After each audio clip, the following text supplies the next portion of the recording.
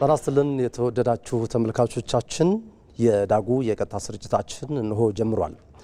ሀገራችን ኢትዮጵያ ባለፉት 7 ዓመታት ብቻ በአረንጓዴ አሻራ ልማት ከ48 ቢሊዮን በላይ ችግኝ በህዝብ ተሳትፎና በከፍተኛ ትብብር የተተከለባት ሀገር ናት። ጠቅላይ ሚኒስትር አብይ አህመድ የዘንድሮ የአረንጓዴ አሻራ መርሃ ግብር ተስፋን መትከል በሚል መሪ ቃል መጀመሩን ባበሰሩበት ወቅት ይህ ዓለምን ያስደመመበት ታላቅ ስኬት ኢትዮጵያ ዓለም አቀፉን የአየር ንብረት ለውጥ ጉባኤ እንድታስተናግድ ታሪካዊ እድል እንደፈጠረላት አንስተው ይህም ኮፕ ወደ ኢትዮጵያ ያመጣበት ዋና ምክንያት ዓለም ያልቻለውን እኛ ችለን ሰርተን ስላሳየን ነው በማለት ጠቅላይ ሚኒስትሩ አብራርተዋል። የኢትዮጵያ የማድረግ አቅም ማሳያው አረንጓዴ አሻራ በሚል ርዕስ የዛሬው የዳጉ የቀጥታ ስርጭታችን ትኩረትን ያደርጋል። ከአፍታ ቆይታ በኋላ ተመልሰን እንገናኛለን።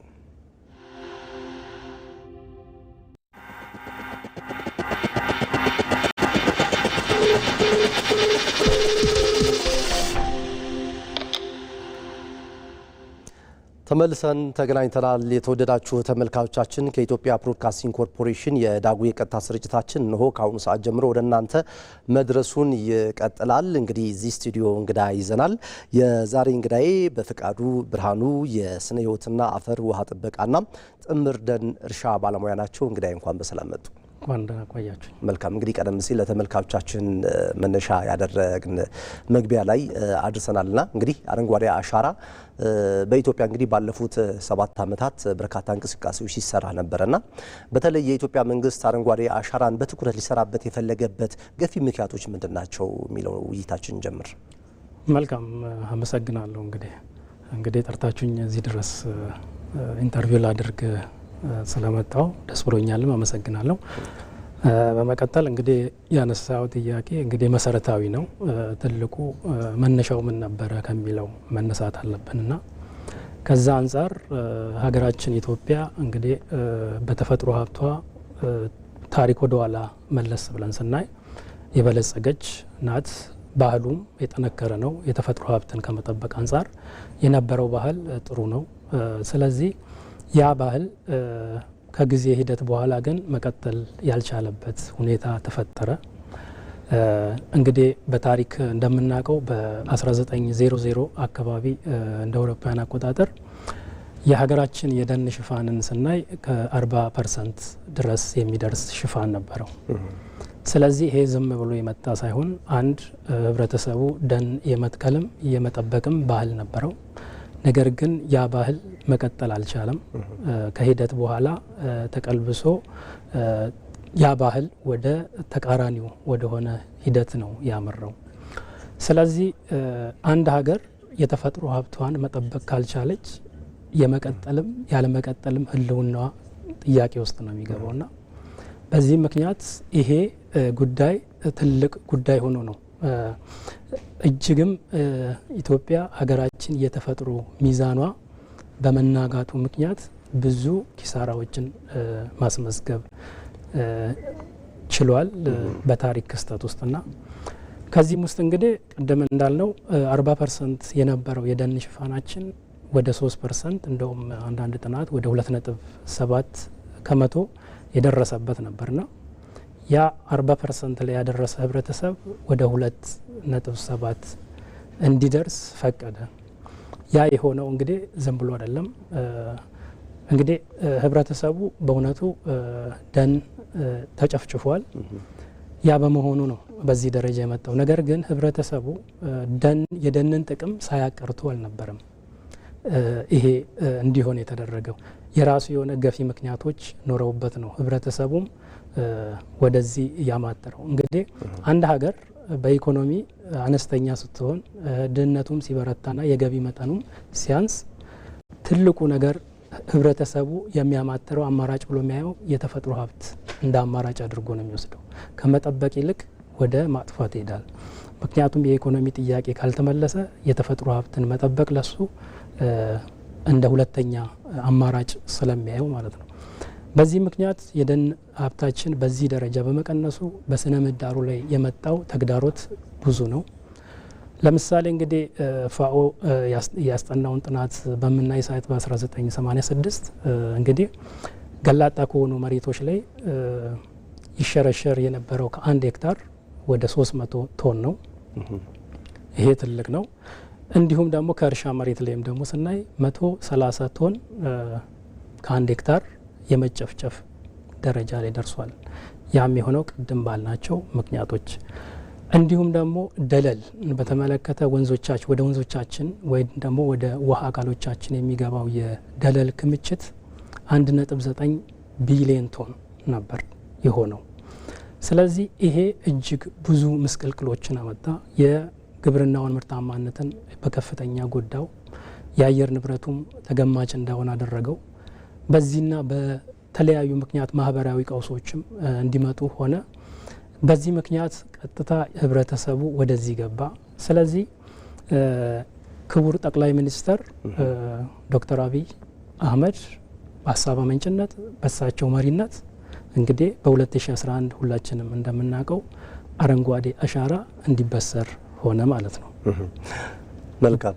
እርስዎም እንዳነሱት እንግዲህ በ2011 ዓመተ ምህረት እንግዲህ ገፊ ምክንያቶች ሆነው ጠቅላይ ሚኒስትር ዶክተር አብይ አህመድ በአረንጓዴ አሻራ ምክንያት ያስጀመሩት ንግግር አለና እርሱን ለተመልካቾቻችን ጋብዘን ለውይይታችን መነሻ ይሆንን ዘንድ ለተመልካቾቻችን እንጋብዛለን። ተከታትለን እንመለስ።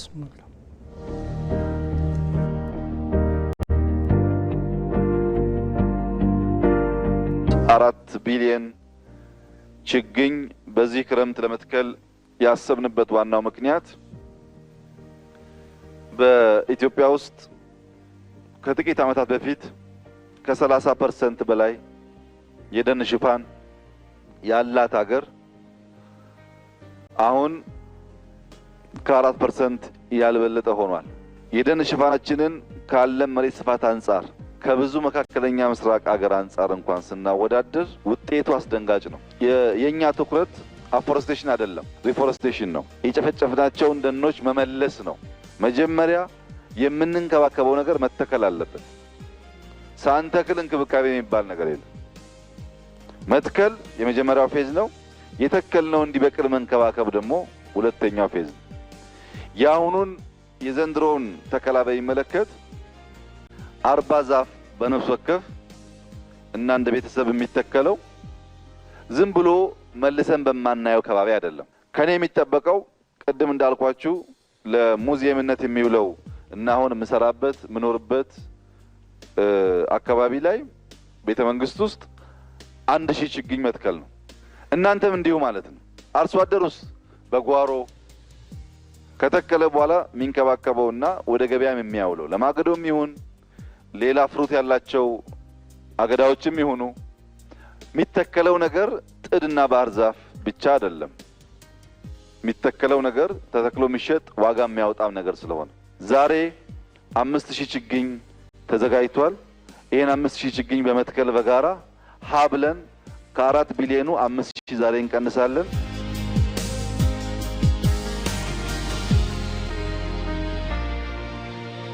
የዳጉ ቀጥታ ስርጭታችን እንሆ እንደቀጠለ ነው። እንግዲህ ቀደም ሲል ጠቅላይ ሚኒስትር ዶክተር አብይ አህመድ በ2011 ዓመተ ምህረት አንደኛው የአረንጓዴ አሻራ ንቅናቄ መርሃ ግብር ይፋ ባደረጉበት ንግግር ተከታትለን ተመልሰናል። እንግዲህ ባለፉት 7 ዓመታት ታዲያ ከ2011 ጀምሮ እስካሁን ከ2018 ዓመተ ምህረት በአረንጓዴ አሻራ ንቅናቄ የተሰሩ ስራዎች ምን መሳይ ናቸው ማለት እንችላለን? መልካም አመሰግናለሁ።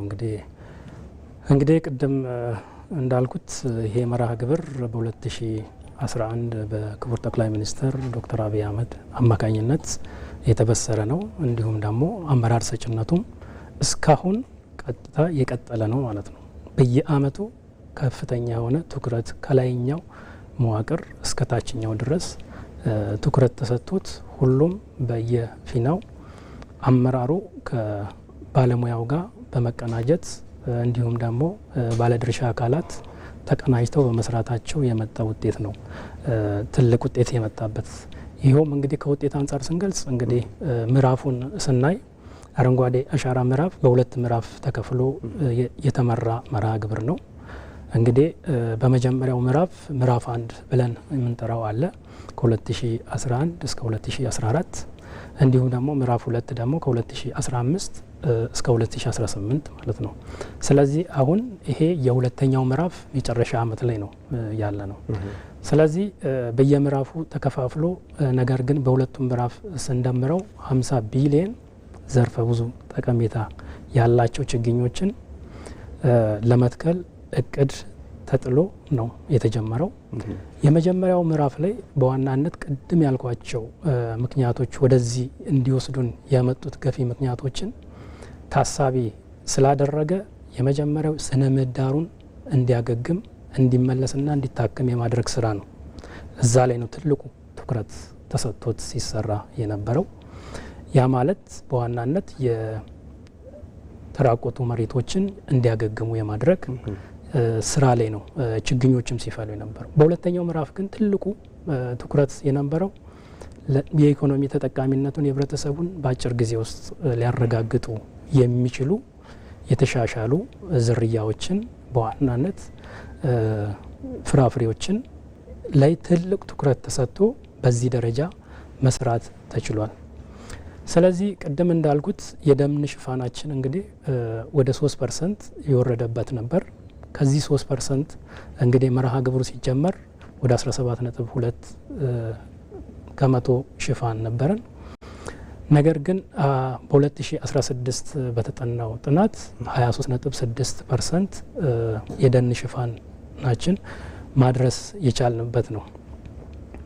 ሌላው እንዲሁ ከስነ ምህዳር አንጻር ስናይ አሁንም የሚሸረሸረውን የአፈር መጠን በምናይ ሰዓት ምናልባት የአፈሩን ቀጥዬ ልግለጸውና ቅድም ምናልባት አንዱ ያልገለጽኩት የነበረው እንደውም የደን መጨፍጨፍን ነውና የደን መጨፍጨፍ እንግዲህ በአመት ከ1 ሄክታር 92,000 ደን ይጨፈጨፍ ነበር። እንግዲህ ትልቅ ቁጥር ነው ይሄና የነዚህ ድምር ውጤት ነው ከ40% ወደ 3% እንድንወርድ ያደረገን። ስለዚህ መጨረሻ ላይ አሁን በተጠናው ጥናት እንግዲህ ከ92,000 ወደ 27,000 የደን መጨፍጨፍ መውረድ ችሏል ማለት ነው። ይሄም አንድ ትልቅ ስኬት ነው ማለት ነው። ከዚህ መርሃ ግብር የመጣ ውጤት ነው። ሌላው ከአፈር መሸርሸር አንጻርም ስናይ ገላጣ ከሆኑ መሬቶች ላይ ቅድም እንዳልኩት ከ300 ቶን በሄክታር ይሸረሸር የነበረው ወደ 90 ቶን ማውረድ የተቻለበት ነው። እንዲሁም ደግሞ የእርሻ መሬት ላይም ደግሞ የሚሸረሸረውን የአፈር መጠን በሄክታር በምናይ ሰዓት 130 ቶን ነበረ ወደ 54 ቶን ማውረድ ተችሏል። ይሄም እንግዲህ ዝም ብሎ የመጣ አይደለም፣ ከፍተኛ የሆነ ስራ በመሰራቱ የመጣ ውጤት ነው። እንግዲህ ሌላው ምናልባት ከደለል ወደ ውሃ አካሎቻችን ወይንም ደግሞ ወደ ወንዞች የሚገባው የደለል መጠን ወይንም ደግሞ ወንዞቻችን ተሸክመውት የሚሄዱት የደለል መጠን በአጠቃላይ ስናይ 1.9 ቢሊዮን ቶን ነበረ። ያኛውም በከፍተኛ ደረጃ መቀነስ ችለናል። 208 ሚሊዮን ቶን ማውረድ የተቻለበት ነው ማለት ነው። ስለዚህ ይሄ ምንድን ነው የሚነግረን? ከስነ ምህዳር አንጻር ብቻ ያለውን ብቻ ስናይ ኢትዮጵያን የህልውናዋን ጉዳይ ለማረጋገጥ እየተሰራ መሆኑን የሚያረጋግጥ ነው። ቅድም እንዳልኩት አንድ ሀገር የተፈጥሮ ሀብቷን መጠበቅ ካልቻለች የህልውና ስጋት ውስጥ ነው የምትገባው። ስለዚህ ያን የህልውና ጉዳይ የመቀልበስ ስራ ነው ማለት ነው። ምክንያቱም በቅንጦት የተጀመረ ወይ ደግሞ ለመዝናናት የጀመርነው ፕሮግራም ሳይሆን ከህልውና ጉዳይ ጋር የተሳሰረ ስለሆነ ግብርናውም በዋናነት ለዝናብ የተጋላጭ ወይ ደግሞ ለዝናብ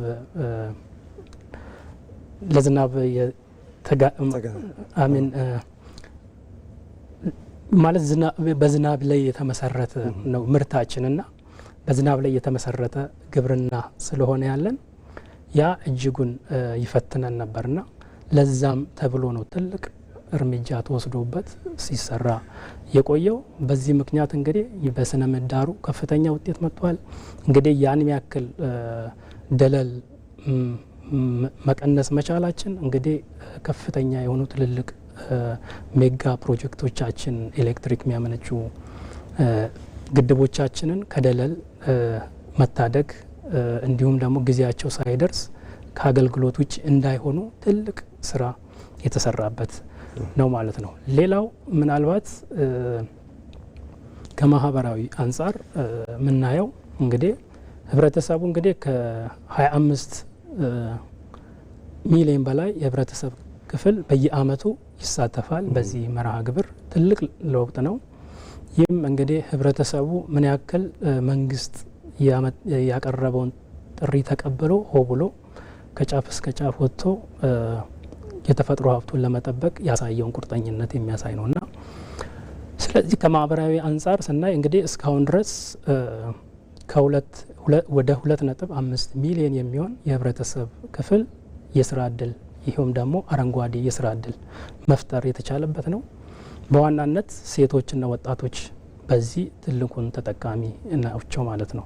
በዋናነት ዘር አሰባስቦ ከመሸጥ እንዲሁም ደግሞ ችግኞችን አፍልቶ ከመሸጥ እንዲሁም ደግሞ በመንከባከብ እንዲሁም የተጋጋጡ መሬቶችን ወጣቶች ተደራጅተው ያን ቦታ አልምተው ከብት ማደለብ እንዲሁም ደግሞ ንብ ማነብ ስራዎችን በመስራት ከፍተኛ የስራ እድል መፍጠር የተቻለበት ሁኔታ ተፈጥሯል ማለት ይቻላል። ከፖለቲካው ወይ ደግሞ ከዲፕሎማሲው አንጻር እንደዚሁ ከፍተኛ ስራ መስራት ችለናል።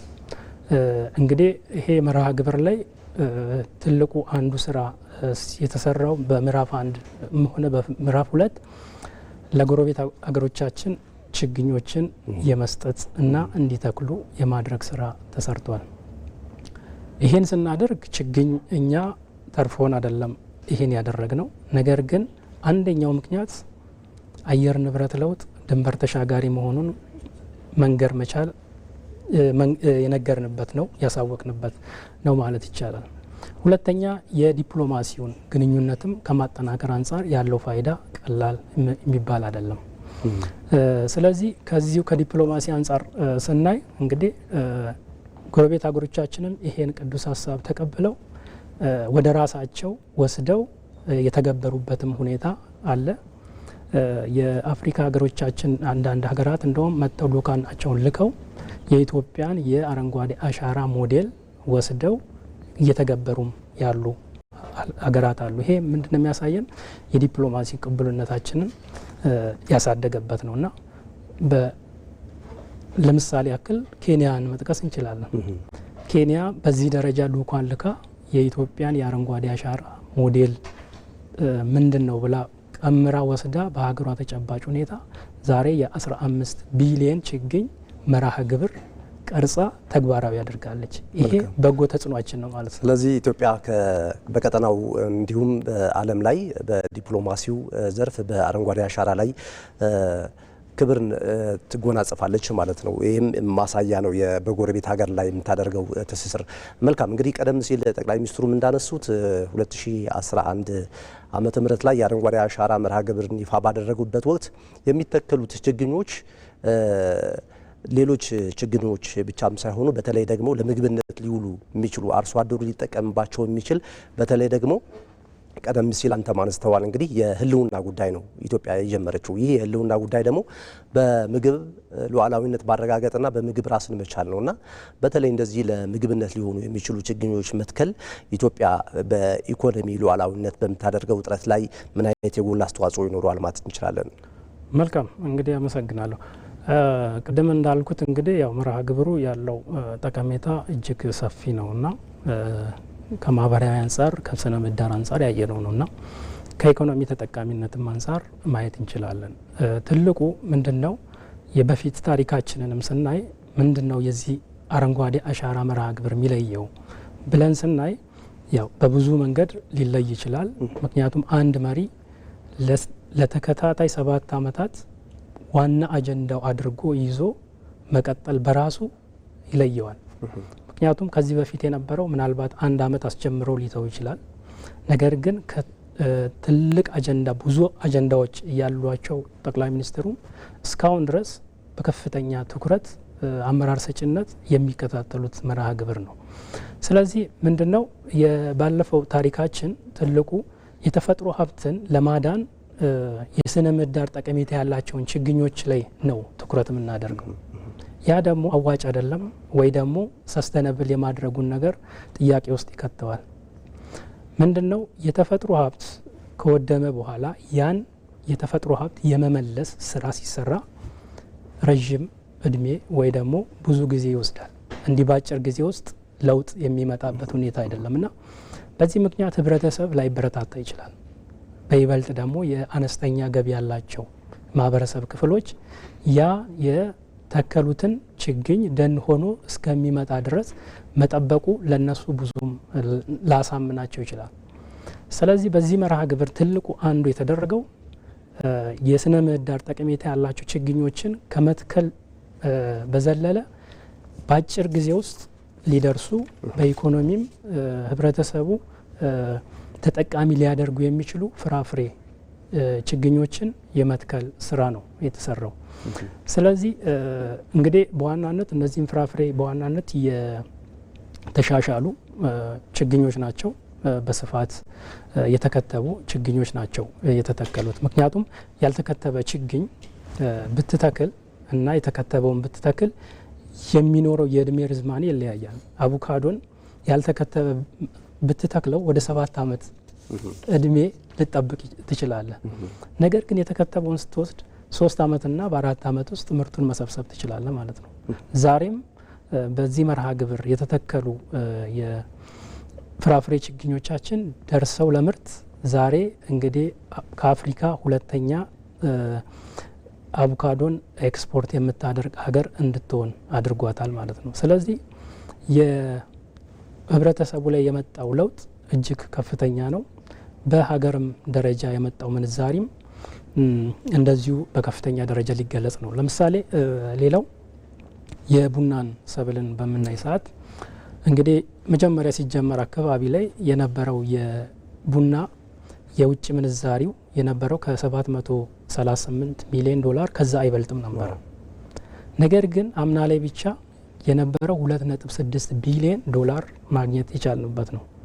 ይሄ ምንድን ነው የሚያሳየን? አንደኛ ይሄ መርሃ ግብር አንድ ሽፋኑን ማሳደግ ችሏል፣ ሁለት ምርታማነቱን መጨመር የቻለበት ነው። ከሰብል ምርትና ምርታማነትም አንጻር ስናይ እንግዲህ የስንዴን ምርታማነትን ስንወስድ ከመርሃ ግብሩ በፊት ወደ 22 ኩንታል አካባቢ የነበረ ምርታማነት ነበረን። ዛሬ ግን 36 ኩንታል ላይ መድረስ ችለናል። ይሄ የህብረተሰቡን ገቢ ማሳደግ ችለናል። ስለዚህ ቅድም እንዳልኩት የደን መጨፍጨፉን ከ92,000 ወደ 27,000 አውርደናል። ስለዚህ ያም የሆነበት አንደኛው በኢኮኖሚም ተጠቃሚ መሆኑ ነው ያ ህብረተሰብ። ስለዚህ በኢኮኖሚ ተጠቃሚ ከሆነ ደኑን ወይንም ደግሞ የተፈጥሮ ሀብቱን ለመጠበቅ የማንም ጉትጎታ ላያስፈልገው ይችላል ማለት ነው። ስለዚህ በዚህ መርሃ ግብር ትልቁ ትኩረት ተሰጥቶ ሲሰራ የነበረው በኢኮኖሚም ተጠቃሚ እንዲሆን ነው ማለት ነው። በዝርያም ስናይ እንግዲህ ምናልባት ቅድም ያልገለጽኩት በ7 ዓመቱ ቅድም አንተ ገልጸዋል 48 ቢሊዮን ችግኞችን መትከል የቻልንበት መርሃ ግብር ነው። እንግዲህ 50 ቢሊዮን ነው የዘንድሮን ተከላ ጨምሮ እንደ እቅድ ይዘን የሰራ ነው። ስለዚህ ከእቅድ አንጻር ስናየው 2 ቢሊዮን አካባቢ ነው የሚቀረን። የተዘጋጀው ችግኝ ደግሞ ካለው ቅድመ ዝግጅት ከእቅዳችን በላይ እንደሆነ የሚያሳይ ቅድመ ዝግጅት ላይ እና አሁን ወደ ትግበራ ምዕራፍ የገባንበት ሂደት ነው ያለው። ስለዚህ በእንትን ስናየው በመርሃ ግብሩ ያሉ የዝርያዎችን ስናይ ከ60% አብዛኛውን ጥምር ደን እርሻ ብለን የምንጠቅሳቸው ናቸው። ጥምር ደን እርሻ እንግዲህ በዋናነት ፍራፍሬውን፣ የእንስሳት መኖውን እንዲሁም ደግሞ የአፈር ለምነቱን ሊያሻሽሉ የሚችሉ ዝርያዎችን የያዘ የማምረት ዘዴ ነው ማለት ነው። ሁለተኛው 35%ቱ ደግሞ የደን ውጤቶች ናቸው፣ የደን ዛፎች እንዲሁም ደግሞ 5% የከተማ ውበት ናቸው። እነዚህ በጥቅሉ በሁለት ስንከፍላቸው ለእንጨትነትና ለምግብነት የሚውሉ ዝርያዎችን ነው መትከል የቻል ነው። ስለዚህ ያን በማድረጋችን ከኢኮኖሚ ተጠቃሚነት ህብረተሰቡ አንጻር ስናይ በዚህ ደረጃ ሊገለጽ የሚችል እንደ ግለሰብ እንደ ሀገር ከፍተኛ የሆነ ተጠቃሚነትን ማምጣት ችለናል። ምናልባት ሌላው ከውሃ አካሎቻችን ጋር ያለው ትስስርን እና እንትንን ስናይ እንግዲህ ቅድም የገለጽነው ነገር ደናችን ከ40% ወደ 3% ሲመጣ ብዙ ምስቅልቅሎች በስነ ምህዳሩ ላይ ፈጥሮ ነበር። ያን ምስቅልቅል የማስቀረት ስራ በመሰራቱ እንግዲህ ዛሬ ላይ እንግዲህ የውሃ አካሎቻችንም ከፍተኛ የሆነ ለውጥ ማምጣት ችለዋል። እንግዲህ በቅርቡ የምናውቀው ሀረማያን ሐይቅን መውሰድ እንችላለን። እንግዲህ እሱ አንዱ ትልቁ እማኝ ነውና ደርቆ ወደ እርሻ የተለወጠ መሬት ነው ዛሬ ሐይቅ የሆነው። እንዲሁም ደግሞ አብጃታምን ሐይቅን ማየት እንችላለን። እንደዚሁ ከመድረቅ የታደገበት መርሃ ግብር ሆኖ ያየንበት ነው። የወንዞቻችንም የፍሰት መጠንም ስናይ እንደዚሁ በከፍተኛ ደረጃ እየጨመረ ነው እና ያለው ጠቀሜታ ከፍተኛ ነው። ከዲፕሎማሲ አንጻር ቅድም ከገለጽኩልም በላይ ቅድምም አንተ የገለጽካቸው ዓለም አቀፍ እንትኖች አሉ። ከዛም አንጻር ማውራት እንችላለን። ምናልባት መልካም እንግዲህ የአረንጓዴ አሻራ ልማቱ ጠቅላይ ሚኒስትሩም ተስፋ እንትከል በሚል መርሃ ግብር ባስጀመሩበት ንግግር ባደረጉበት መሪ ሀሳብ ላይ በተለይ ደግሞ ኮፕን የኢትዮጵያ አየር ንብረት ለውጥ ጉባኤን ለማስተናገድ ኢትዮጵያ መመረጧ ዓለምን ያልቻለውን እኛ ችለን ስላሳየን ነው የሚል ንግግር አንስተዋልና እስኪ ከዲፕሎማሲው አንጻር ከቀጠናው አንጻር እንደዚሁም ደግሞ ዓለም ያልቻለውን ነገር ባለፉት ተከታታይ 7 ዓመታት መስራታችን ኢትዮጵያ ለጀመረችው ለውጥና ስኬት ምን አይነት ተስፋ ሰጪ ነው ማለት እንችላለን? መልካም እንግዲህ በእውነቱ በታሪክ ደረጃም እስካሁን ድረስ ባለው ደረጃ በ7 ዓመት ውስጥ 48 ቢሊዮን የተከለ ሀገር አይገኝም ከኢትዮጵያ ውጪ ማለት ነው። ስለዚህ ይሄ ትልቅ ሰክሰስ ነው።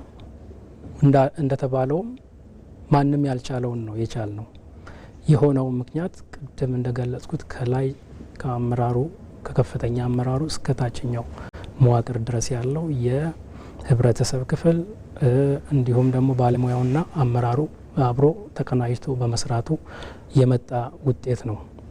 ስለዚህ ይህ ምንድነው ችግኝ በዚህ መርሃ ግብር ችግኝ እየተከልን ነው። ነገር ግን ችግኝ መትከል ደን ወይ የደን ሀብትን ከመመለስ በላይ ነው ወይ ደግሞ ይህ መርሃ ግብር ችግኝ ከመትከል በላይ ነው ተብሎ በተለያየ ሚዲያዎችም የሚገለጽበት ምክንያት ቅድም የገለጽኳቸው ማህበራዊ ጠቀሜታዎች፣ ኢኮኖሚያዊ ፋይዳዎች እንዲሁም ደግሞ አሁን ደግሞ እያወራን ያለ ነው ከዲፕሎማሲ አንጻር ነው።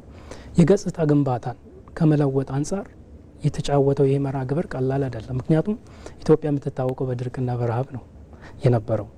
ነገር ግን በቢሊዮን የሚቆጠር ችግኞች ኢትዮጵያ ተከለች ተብሎ በዓለም ደረጃ መነጋገሪያ መሆን የገጽታ ግንባታችንን ከመቀየር አንጻር ያለው ፋይዳ እጅግ ከፍተኛ ነው እና በዓለም አቀፍ ደረጃ ያሉን እውቅናዎች ተሰሚነት እየጨመረ መጥቷል። ማሳያዎቹም ደግሞ ብዙ ናቸው። በአገር አቀፍ ደረጃ እንግዲህ የዛሬ 10 ወር አካባቢ ላይ ወደ ጳጉሜ መጨረሻ መስከረም መጀመሪያ አካባቢ ላይ እንግዲህ ሁለተኛውን የአፍሪካ አየር ንብረት ጉባኤን ኢትዮጵያ ሁለተኛውን አዘጋጅታለች። ይሄም እንድታዘጋጅ እምነት ተጥሎባት የነበረው በዚሁ መርሃ ግብር ባመጣቸው ውጤት ነው። ስለዚህ በዚህ መርሃ ግብር ላይ ብቻ ራሱ በተካሄደው የሁለተኛው የአፍሪካ አየር ንብረት ጉባኤ ላይ እንግዲህ አፍሪካ መሪዎች ተሰብስበው ስኬቶቻችን ብለው ካስቀመጧቸው ትልቁ አንዱና ነጥሮ የወጣው በአዲስ አበባ ዲክላሬሽን ላይ የአረንጓዴ አሻራ ነበር። ስለዚህ ይሄ ሁለተኛው የአፍሪካ አየር ንብረት ለውጥ ጉባኤ እውቅናን በመስጠት ነው ድምዳሜውን ያደረገውና ቀጥታ ይሄም ደግሞ ወዴት ነው የሄደው? ቀጥታ ኮፕ 30 ይካሄድ ነበርና በዛ ላይ ብራዚል ላይ በተካሄደው ላይ አፍሪካ ሰክሰሶች ውስጥ እንደዚሁም ነጥሮ የወጣበት አንዱ ጉዳይ ይሄ ነበር። በዚህ ምክንያት እንግዲህ ኮፕ 32ን ኢትዮጵያ እንድታዘጋጅ መመረጥ ትችላለች ማለት ነው። ይሄ ለዲፕሎማሲው ከዲፕሎማሲው አንጻር ያለን ተሰሚነት ቀላል አይደለም። እንደዚሁ በዚሁ አመትም የምግብና እርሻ ድርጅት እንግዲህ ፋኦ 80ኛ አመቱን ሲያከብር ለዘላቂ የደን ልማት እውቅና የሰጠበት አመትም ነበርና ብዙ ዓለም አቀፍ እውቅናዎችን ማግኘት ችለናል። የገጽታ ግንባታችን እየተለወጠ ነው። ቱሪስቶቻችንም በዛው ደረጃ እየጨመሩ ነውና ያለው ፋይዳ እጅግ ብዙ ነው። ቅድምም በገለጽኩት መሰረት በጎረቤቶቻችንም እስከዚህ ደረጃ ይህን ሮል ሞዴል አድርገው ወስደው መተግበር መቻላቸው ትልቅ ዲፕሎማሲ ስኬት ነው፣ ትልቅ ነገር ነው። ምክንያቱም ኢትዮጵያ በታሪኳም እንደ አፍሪካ ደግሞ የፓን አፍሪካን ንቅናቄ እንደ መምራቷ መጠን በአህጉራዊ አጀንዳዎች ነበሩን በ2063 ተግባራዊ የሚደረጉ ከነዚህ ውስጥ አንደኛውን ምንድነው የዚህ የክሊን ኢንቫይሮንመንትን ከማረጋገጥ አንጻር የተቀመጡ አጀንዳዎችን ለመስራት ግንባር ቀደም ሆና እየሰራች ትገኛለች። መልካም ጥሩ ሀሳብ ነው ያነሱት። እንግዲህ የህዝቡን ተሳትፎ እናንሳ። እንግዲህ መንግስት ለዘርፉ የሰጠው ትኩረት ባለፉት 7 ዓመታት አነሳንና የህዝቡን ተሳትፎ ስናነሳ እዚሁ ሀሳብ ላይ ጠቅላይ ሚኒስትሩ ያነሱት ሀሳብ አለ። እንግዲህ የቀድሞ አያቶቻችን አድዋን ሲያሸንፉ ወራሪውን ፊት ለፊት ገጥመው ነው ደማቸውን አጥንታቸውን ከስክሰው ደማቸውን ገብረው መስዋዕት የከፈሉትና የአሁኑ ትውልድ ደግሞ በአረንጓዴ አሻራ ታሪክን እየጻፈ ይገኛል ብለው አንድ ያነሱት ንግግርና ሌሎች ሀሳብን ያካተቱት ቪዲዮ አለ። ለተመልካቾቻችን ጋብዘን ስንመለስ ደግሞ የማጠቃለያ ሀሳብ እናነሳበታለን። ተመልካቾቻችን እየተከታተላችሁት ያላችሁት ከኢትዮጵያ ብሮድካስቲንግ ኮርፖሬሽን የሚተላለፈው የዳጉ የቀጥታ ስርጭታችን ነው። አንድ ቪዲዮ ተከታትለን እንመለሳለን። የኛ አባቶች አድዋ ላይ ገድል ሰርተዋል። እኔና እናንተ በግሪን ሌጋሲ ሌላ ገድል እየሰራን ነው። ልጆቻችን 2 የሉዓላዊነት መገለጫ ያስባሉ። አድዋ ላይ ተዋግተው ከውጭ የመጣን ጠላት ተከላከሉ። በግሪን ሌጋሲ ዘመን ደግሞ ተባብረው ችግኝ ተክለው የሚሸረሸር ተራራን፣ የሚጓዝ አፈርን፣ የሚነጥፍ ውሃን ተከላከሉ ብሎ ሁለቱንም በእኩል ልጆቻችን ለማውሳት እንዲችሉ ስለሚያስችል በሰራችሁት ስራ ገናም በምንሰራው ስራ እንኳን ደስ ያላችሁ እንኳን ተሳካላችሁ ማለት እወዳለሁ። የዘንድሮ የአረንጓዴ አሻራ መሪ ቃል ተስፋን መትከል ይላል። ተስፋን መትከል የነገን ብሩህ ታሪክ ዛሬ መጻፍ ነው። ተስፋን መትከል የተስፋችን ስሮች ወደ ታች ዘልቀው እንዲገቡ በማድረግ የብልጽግና ግንዶች ወደ ላይ እንዲያድጉ፣ የብልጽግና ቅርንጫፎች ወደ ጎን እንዲስፋፉ፣ የብልጽግና ፍሬዎች ከተከልነው ዛፍ የምንበላው የምንሸጠው ሀብት እንዲሆኑ የሚያስችል ነው። የአረንጓዴ አሻራ እንቅስቃሴያችን በጀመርነው መንገድ ተቀናጅተን ተደምረን በአንድ ልቦና መስራት መትከል እስካስቀጠል ድረስ ኢትዮጵያ የተረጂነት ታሪኳ ያ ክፉ ታሪክ እጥፋት ላይ ቆመን የእርዳታ የማገዝ ታሪኳ በእኔና በእናንተ ዘመን እንደሚጀመር ምንም ጥርጣሬ የለኝም። ተመልሰናል። የተወደዳችሁ ተመልካቾቻችን ውይይታችን ወደ ማገባደጃ ደርሷል። እንግዲህ ቀደም ሲል የጠቅላይ ሚኒስትሩ ንግግር ተመልሰን ተከታትለን መጥተናል። እንግዲህ ኢትዮጵያ በመደመር አቅም ተባብረው ይህንን የአረንጓዴ አሻራ ካስቀጠሉ እንግዲህ ኢትዮጵያ የተረጅነት ስነ ልቦና አይኖራትም። የራሷን የህልውናዋን ለማረጋገጥ በኢኮኖሚም የያዘችውን ስኬት ታስቀጥላለች የሚል እንደዚሁም የህዝቡ ተሳትፎ በመደመር አቅም ምን መምሰል እንዳለበት ያነሱት ንግግር አለ።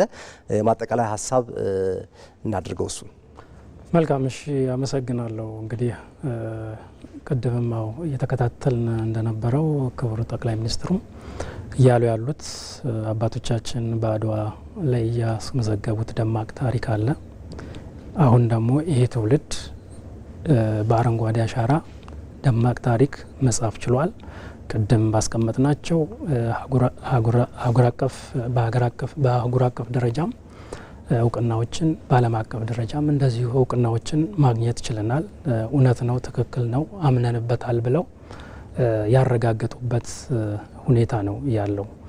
ስለዚህ ይሄ መርሃ ግብር በእውነቱ ቅድም ምናልባት ያልጠቀስኩለ ይሄ መርሃ ግብር ከዚህ በፊት ከሚለያቸው አንደኛው በዋናነት በቴክኖሎጂ የታገዘ ወይንም ደግሞ በዲጂታል የታገዘ የአተካከል ማለት ተከላውን የመከታተልና የመያዝ መረጃን የመያዝ ስርዓት የተገነባበት ነውና ዛሬ ላይ ከዚህ በፊቱ እንዳለው ሳይሆን ችግኞች የሚተከሉበትን ቦታ ካርታ ተሰርቶላቸው በዳታቤዝ እንዲቀመጡ የማድረግ ስራ ማንም ሰው ከዛ እያየ መከታተል የሚችልበት ሁኔታ መፈጠር የቻለበት ነው። ስለዚህ ከህብረተሰብ አንጻር ስናይ እንግዲህ ያለው ይሄ እንግዲህ የማህበረሰቡን የእህትማማችነት የወንድማማችነትን ስሜት ከማጎልበት የማስተሳሰር የመደመርን ህሳቤ ከማምጣት አንጻር መርሃ ግብሩ ያለው ጠቀሜታ እጅግ ከፍተኛ ነው። እንግዲህ ከ25 ሚሊዮን በላይ የህብረተሰብ ክፍል በየአመቱ ይሳተፋል። በቀላሉ እንኳን አምና ላይ ያካሄድነውን የአንድ ጀንበር ተከላን መውሰድ እንችላለን። እንግዲህ የአንድ ጀንበር ተከላ ላይ ከ714 ሚሊዮን በላይ ዘርፈ ብዙ ጠቀሜታ ያላቸው ችግኞችን በሀገር አቀፍ ደረጃ መትከል የቻልንበት ነው። በዚህም ውስጥ ከ29 ሚሊዮን በላይ የህብረተሰብ ክፍል ተሳትፎ ነው ይህን ማከናወን የቻለው። ስለዚህ ያለው ሆ ብሎ ልክ በፊት ጠላት ሲወረን መንግስት አዋጅ ባወጣው መሰረት ሁሉም ከጫፍ ጫፍ ተነስቶ ጠላትን ለመመከት እንደወጣው ሁሉ በአንድ ጀንበር ደግሞ ይሄ ቀጥታ የታየበት ነው ማለት ነው። ከጫፍ ጫፍ ወጥቶ ሁሉም ከጠዋት እስከ ማታ ድረስ ሲተክል ነበረ የቆየው። ስለዚህ ይሄ ማለት የመንግስትን ቅዱስ ሀሳብ ተቀብሎ እየተገበረ እንዲሁም ደግሞ በመተግበሩም ደግሞ የአንድነትን መንፈስ የማምጣት ለሌሎች ምሳሌ የመሆን ትምህርትን ያሳየንበት ነው ብለን መውሰድ እንችላለን። ሁለተኛ ህልውናም ነው። ቀደም እንዳልነው የህልውናም ጉዳይ ነው። ተፈጥሮ ሀብትን መጠበቅ የህልውና ጉዳይ ነው ተብሎ በተቀመጠው መሰረትም ህብረተሰቡም እውነት ነው ብሎ አምኖበት በዛ ደረጃ ተነስቶ ማድረግ የቻለበት ነው። እንደውም ዘንድሮ ከትላንት ወዲያ በነበረው የክቡር ጠቅላይ ሚኒስትር መክፈቻ ላይ ምናልባት ያላየሁት ነው እንጂ እዚህኛው እንትን ላይ ስታቀርብ ከምን አንጻርም አያይዘውታል አረንጓዴ አሻራና ሉዓላዊነትን። አንደኛው የሉዓላዊነት መደፈር ብለን የምንለው ጠላት ከውጭ ሲመጣ ነው። ሁለተኛው ግን ሀብቶቻችን አግባብ ባልሆነ መንገድ ወደ ውጭ ሲወጡ ነው። ስለዚህ ይሄን ነገር ቅድም ባመጣ ነው ሳይንሳዊ ትንታኔና መረጃ መሰረት ያን ማስቀረት የቻልንበት ነው። የሉዓላዊነታችንን ማስከበር እየቻልን ነው ማለት ነው። የሚቀሩን ስራ አሁንም አሉ። ነገር ግን በዛ ደረጃም ሊገለጽ የሚችል ነው ማለት ይቻላል። የምግብ ዋስትናችንም የማረጋገጡን ነገር ምክንያቱም ምግብ ዋስትና ማረጋገጥ የህልውና ጉዳይ ነው። ሁለተኛ ነገር ደግሞ ሉዓላዊነትን ማስከበር ነው። ምክንያቱም አንድ ሀገር ደሃ ሆና ሉዓላዊነቷን ላስከብር ብላ ብትል የሚሰማትም አይኖርም። ና ትልቁ በኢኮኖሚ ራስን መቻል ነውና ከዛ አንጻር እየተሰራ ያለው በበጋ ስንዴውም ከዚህ ከአረንጓዴ አሻራው ጋር የተሳሰረ ስለሆነ በሉዓላዊነትም ከምግብ ዋስትና ከማረጋገጥ አንጻር እጅግ ከፍተኛ የሆነ ስራ እየተሰራ ነው። ጥሩ በፍቃዱ ጥሩ ሀሳብ ነው ያነሱት። እንግዲህ ቀጣይ ጠቅላይ ሚኒስትሩም ቀደም ሲል ተሳታፊነት አንስተናል። ቀጣይስ ምንድን ነው የህዝቡ ተሳታፊነት መሆን ያለበት? እንደው መልእክት ማስተላለፍ ከቻሉ የመጨረሻ መልእክት። መልካም አመሰግናለሁ። እንግዲህ አሁን በዛ ደረጃ ሊገለጽ አሁን 8ኛ ዓመታችን ላይ ነው ያለ ነው።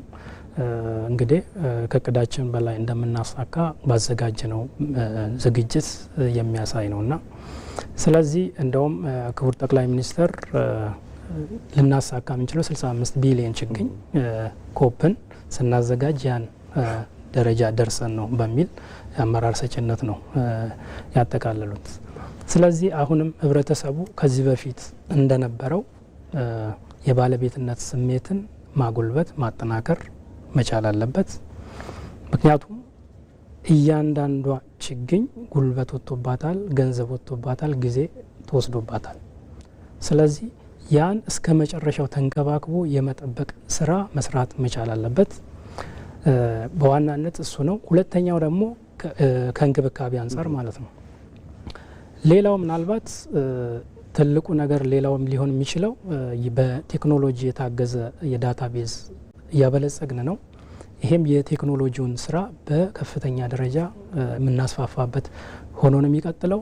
ስለዚህ ዘንድሮም ህብረተሰቡ ወጥቶ ሲተክል በባለሙያ ምክር መሰረት ሳይንሱን በተከተለ መሰረት መትከል እንዲችል፣ ሁለተኛ ነገር ደግሞ ክቡር ጠቅላይ ሚኒስትሩም ያስቀመጡት አንዱ መልእክት የነበረው ማንም ሰው ተሰባስቦ የሆነ ሀሳብ ሊተገብር ከመጀመሩ በፊት የስራው አካል ችግኝ መትከልን የስራው አካል ማድረግ አለበት። ስብሰባ ተሰብሳቢዎች ከመሰብሰባቸው በፊት ችግኝን መትከል የስራ አካል ማድረግ አለብን የሚል ሀሳብ ነው። የሃይማኖት ተቋማት ጋር የሚሄዱት ሰዎችም እንደዚሁ የአካላቸው አድርገው ችግኝን መትከል መቻል አለባቸው። ስለዚህ ሁሉም ኢትዮጵያዊ በዚህ መሰረት ራሱን ዝግጁ ማድረግ፣ በጥሪውን መሰረት ተከትሎ ሳይንሳዊ በሆነ አተካከል ዘዴ ውስጥ ራሱን እንዲያሳልፍ መልእክት አስተላልፋለሁ። ጥሩ መልእክት ነው። ጥሩ የኢትዮጵያ የማድረግ አቅም ማሳያው አረንጓዴ አሻራ በሚል ርዕሰ ጉዳይ ውይይት አድርገናል። በፍቃዱ ብርሃኔ የስነ ህይወታዊ አፈርና ውሃ ጥበቃና ጥምር ደን እርሻ ባለሙያ ለሰጡን ማብራሪያ እጅግ እናመሰግናለን። ስለመጡም አክባሪ ይስጥልን። እኔም አመሰግናለሁ ስለጠራችሁኝ። አመሰግናለሁ። መልካም የተወደዳችሁ ተመልካቾቻችን ከኢትዮጵያ ብሮድካስቲንግ ኮርፖሬሽን የዳጉ የቀጥታ ስርጭታችን በዚህ አበቃ። ውይይቱን በማወያየት እኔ ሰለሞን ንጉስ አብሬያችሁ ቆየው። ጤና ይስጥልን።